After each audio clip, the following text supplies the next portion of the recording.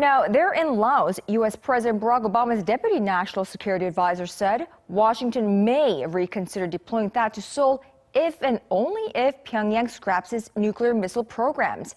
But what's also been confirmed today, the U.S. test-fired an ICBM with a range that can well reach the North Korean capital immediately after Pyongyang's ballistic missile launches earlier this week. Devin Whiting reports. The United States would be willing to think twice about deploying THAAD on South Korean soil if North Korea abandoned its development of nuclear weapons and ballistic missiles. That's according to Deputy National Security Advisor Ben Rhodes.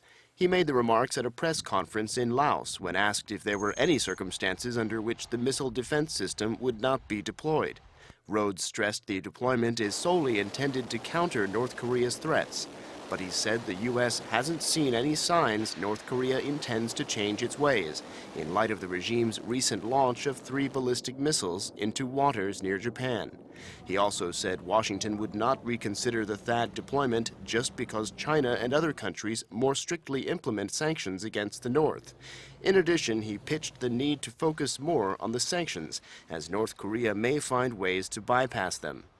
So we have to be very vigilant in sanctions enforcement, and we have to maintain the sense of urgency among the international community.